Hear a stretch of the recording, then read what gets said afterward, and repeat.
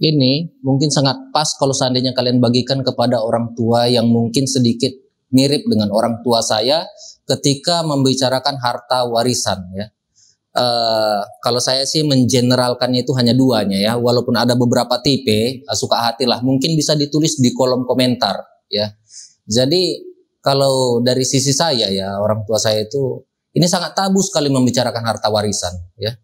Jadi kalau dia masih hidup dan kita masih hormat sama dia itu, kalau bisa jangan bicarakan mengenai harta warisan ya.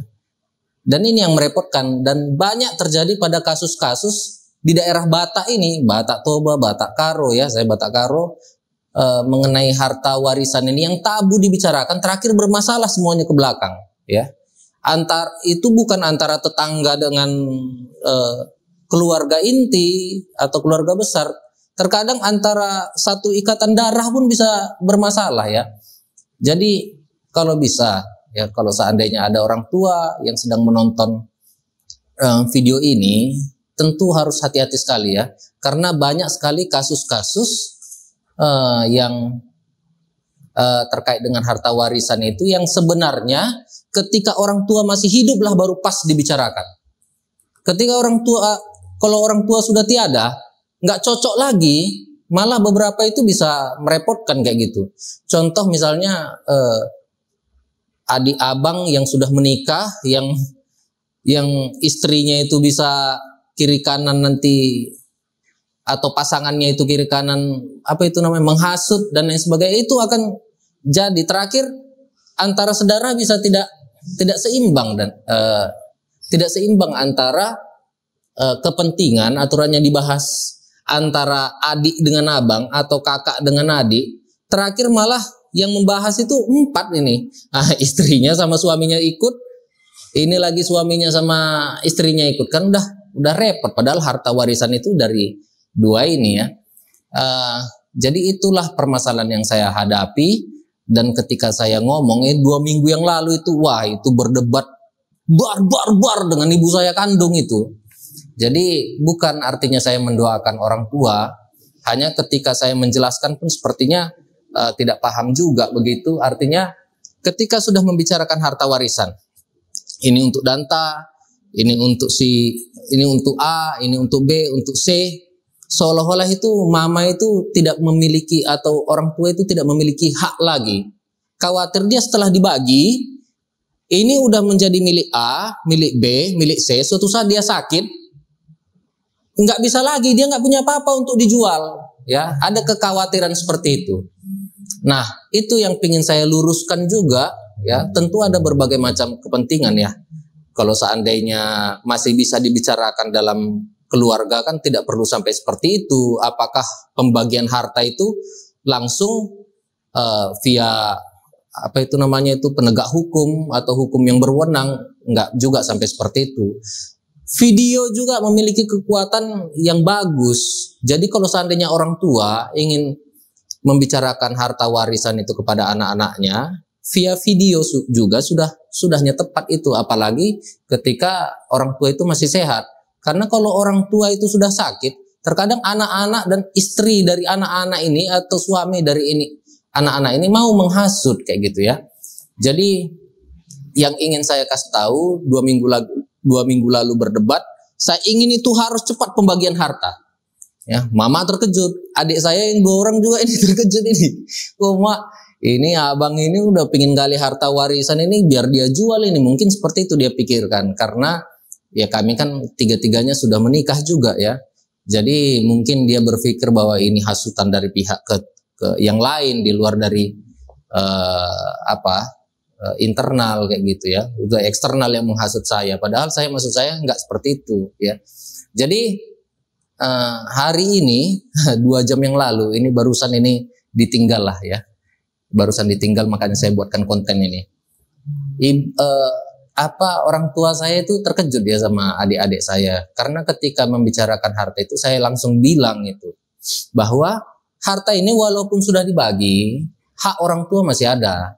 Yang penting sudah dibagi aja, nggak perlu berlika-liku ke sana kemari, lurus saja, jangan terlalu banyak politik ya. Ketika keluarga sudah terlalu mencari dominan, ketika keluarga itu sudah berusaha itu mencari dominasi, itu bukan keluarga lagi, udah kera lah, monyet ataupun gorila. Karena keluarga dalam hakikatnya di akal manusia, dia tetap seimbang, sejajar begitu. Jangan mendominasi, aku yang paling hebat dan lain sebagainya, enggak. Jadi saya bilang itu tolong dibagikan. Adik saya tentu agak sedikit segan karena saya yang paling tua juga. Mereka bilang, ya udahlah Bang Danta bagi aja, kan Bang Danta yang meminta, katanya kayak gitu. Oh mak, nggak main juga ini. Maksudnya gara-gara saya bilang seperti itu, tolong dibagi harta warisan, seolah-olah saya itu pingin rakus memakan ya.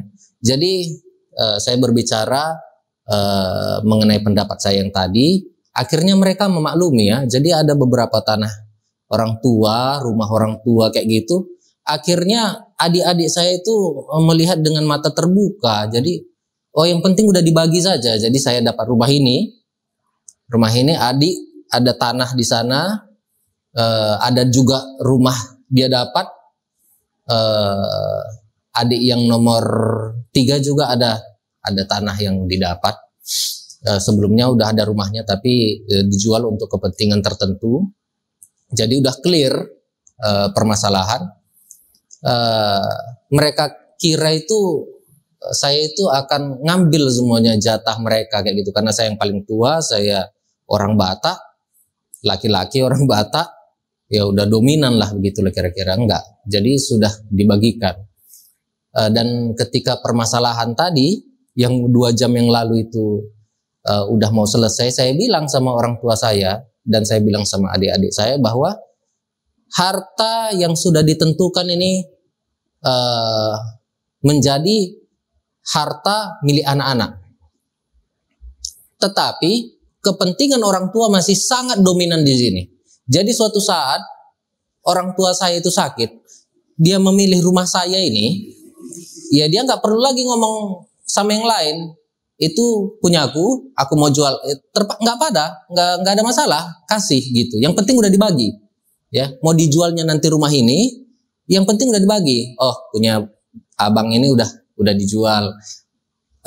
Itu dari sisi jangka panjang ya, kalau orang tua masih hidup. Kalau seandainya tiba-tiba tiada, kami tidak lagi memiliki permasalahan-permasalahan yang sering terjadi pada orang-orang Batak itu. Ya, Batak itu maksudnya ya kami juga, dan sekarang ini pun masih berlangsung juga ada beberapa permasalahan harta warisan. Seperti contohnya ada di daerah Batak Toba ya,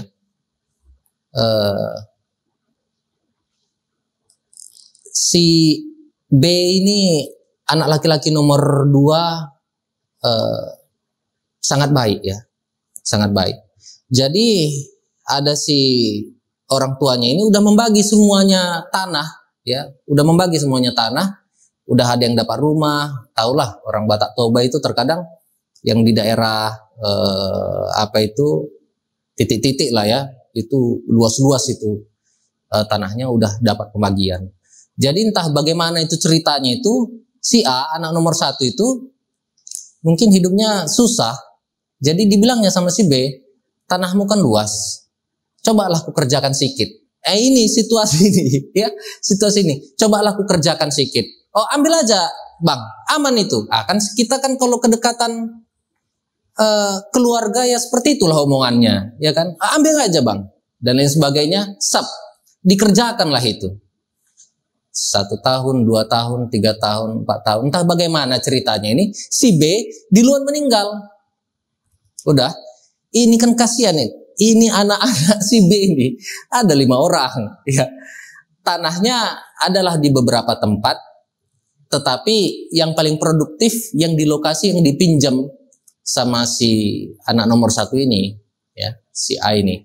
Bagaimanalah istri si B sama anak si B minta sama yang si A, udah panjang ceritanya. Akhirnya satu, untuk menjaga adat, ya. Wah, ngeri nih, karena ini siklusnya ini masih satu rantai, satu aliran darah, satu benang. Jadi kalau seandainya bermasalah, nanti anak si A nanti menikah nggak diajak nggak dikajak keluarga si B, yang keluarga menikah. Padahal ini kan ada beberapa adat itu yang harus bawa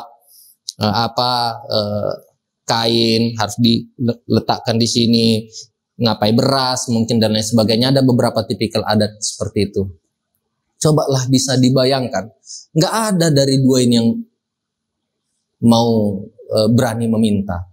Tetapi si A ini sangat sayang sekali dengan si B, ya, karena udah mau meminjamkan tanahnya itu, dan semuanya ini delapan keluarga mereka udah tahu ini tanah si B yang dipinjamkan ke si A, ya. Entah bagaimana itu Tuhan tadi, ya. Setelah meninggal adiknya di 2 tahun atau 2 tahun setengah kayak gitu, meninggallah si A. Istrinya si A ini terkenal nggak bagus, ya. Jadi membicarakan harta yang seperti ini pun, walaupun diawali dengan kebaikan, bermasalah, ya. Inilah mengenai harta warisan orang tua ini. Padahal orang tua ini udah membagi-bagi, itu pun masih bermasalah. Makanya hati-hati sekali membicarakan harta warisan ini. Kalau bisa pahit-pahit, langsung aja tanda tangan hitam di atas putih, biar udah langsung selesai. Jangan aneh-aneh, ya. Begitu juga teman saya ini, anak orang kaya. Jadi mereka ada 4 bersaudara. Ini hati-hati, orang tua ini harus nonton ini. Ini permasalahan yang serius terkait dengan harta warisan. Orang tua pasti mungkin memiliki, kita langsung spesifik, ya, rumah yang sangat dia sayangi. Dia punya harta banyak, tapi ada satu rumah yang dia tinggal itu dia paling sayangi. Karena mulai dari nol, dia di situ sampai berhasil, situ terus. Apa pesannya kepada 4 anaknya ini? Anakku, kalian udah kukasih tanah, udah kukasih rumah dan lain sebagainya. Ini merupakan milik bersama. Aku mau cucu-cucuku nanti di sini. 4 orang yang mendengar ini, di saat itu, di momen itu, tentu sangat senang kayak gitu. Artinya, wah, betul nih, betul kata orang tua, ini adalah rumah bagi anak cucu kami nanti. Disinilah sejarahnya waktu kami susah. 4 nih, 2005 kalau tidak salah menikah. Waktu terus berjalan, orang tua sudah meninggal. 4 ini ya masih akrab lah, tahun baru ke rumah yang sama, udah selesai. Enggak, rumah yang sama itu kan nanti suatu saat butuh maintenance. Rumah yang sama yang dibilang orang tua itu sebelum meninggal, itu kan atapnya sama, apakah sama terus sampai 1000 tahun ke depan? Kan enggak juga, ada yang hancur, wastafelnya ini, tikusnya ke sana, harus diepel, kan harus ada yang jaga. Kalau seandainya 4 ini kebetulan berhasil pula, ya, ketemu itu hanya waktu hari-hari besar, ya. Ada yang awalnya ini Kristen, ada yang masuk Muslim, kumpul Idul Fitri di situ sama cucu-cucu, cicit-cicitnya. Nah, itu yang maksud saya itu, orang tua harus menyadari bahwa bukan masalah kebaikan itu, tetapi biaya itu harus juga diperhitungkan ke depan. Jadi rumahnya itu sudah hancur sekarang di tahun 2019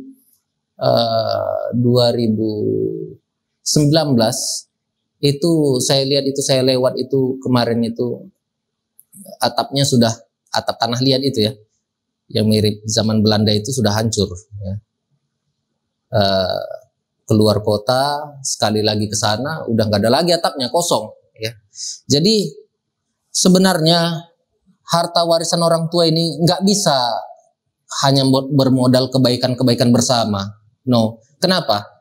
Karena ketika atapnya rusak, 4 orang ini harus membicarakan kos.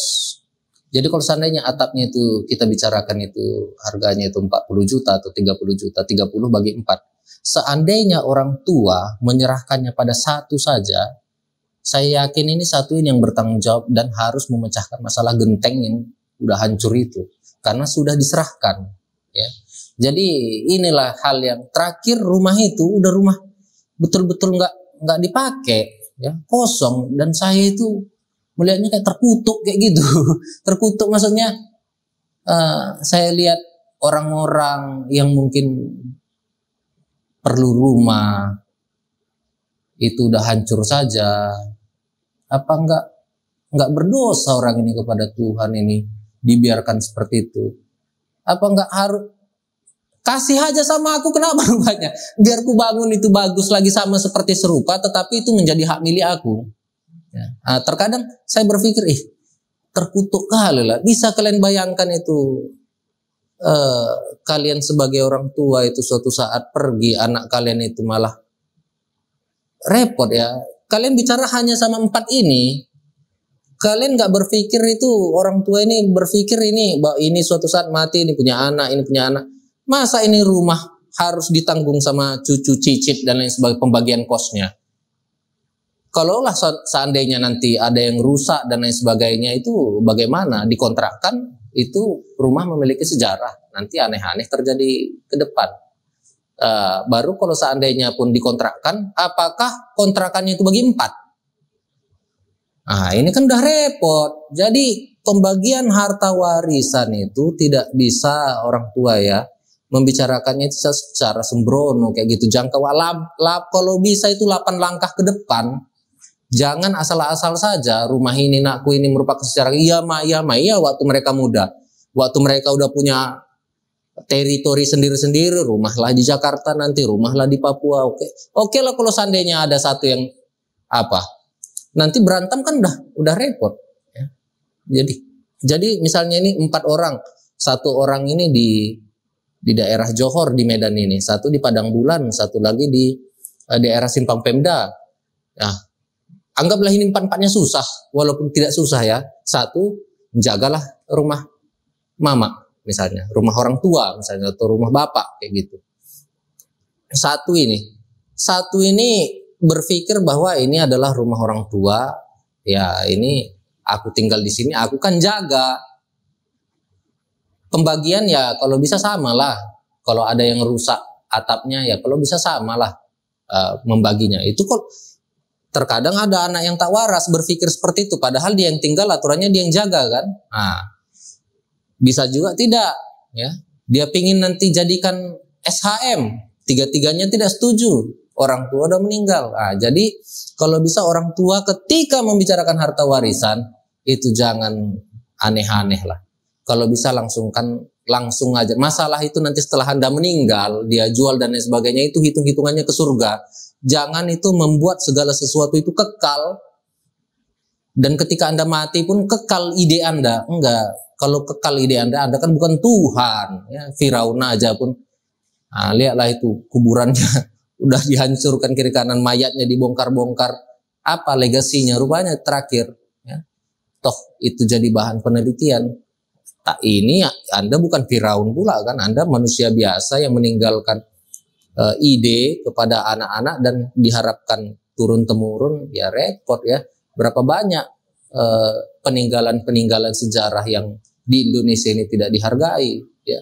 Apalagi yang konon itu cuman ide dari Anda, udah repot nanti. Bagusan 1 aja ditentukan, terjadi sesuatu itu Anda nggak usah pikirkan, ya, yang hidup aja yang memikirkan, ya. Yang penting tuntas saja, jangan sempat anak-anak ini endingnya itu berantem atau berkelahi atau tidak jelas, terakhir ditinggalkan. Sama seperti kalau yang saya bilang pertama itu kan tadi berkelahi, ya.